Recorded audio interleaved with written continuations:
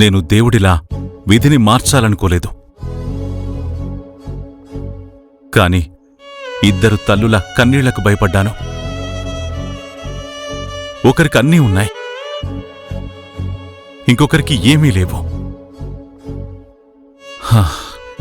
ఆ విధిని సమానం చేద్దామనుకున్నాను. ఒక పరాయి అమ్మాయిని చూస్తున్నట్టు చూస్తుంది.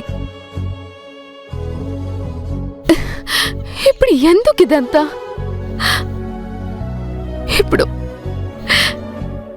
ఇప్పుడు ఎందుకు అన్నపూర్ణని నా అమ్మ అని చెప్తున్నారు? నా ప్రతి గుండె చెప్పుడు లలితమ్మే ఇచ్చింది.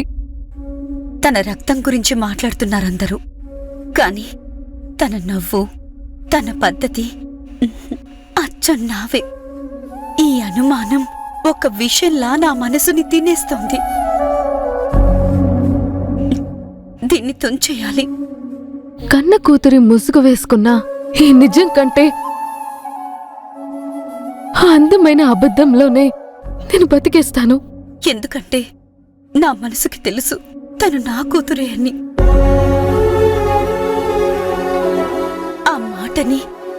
ఆ మాటని గట్టిగా అరిచి ఈ లోకానికి చెప్పాలి. లోకానికే నేనొక ప్రశ్న కావచ్చు, కాని నేను లలితమ్మ కూతుర్ని. అది చాలు.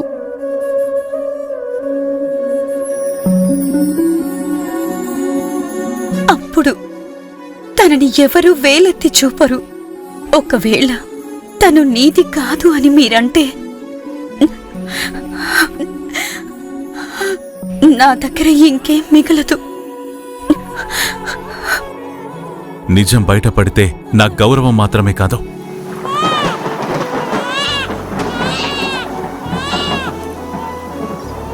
నా కుటుంబమే ముక్కలవుతుంది. ఈ రహస్యం నాతో పాటే మట్టిలో కలిసిపోవాలని ఆ దేవుణ్ణి కోరుకుంటున్నాను.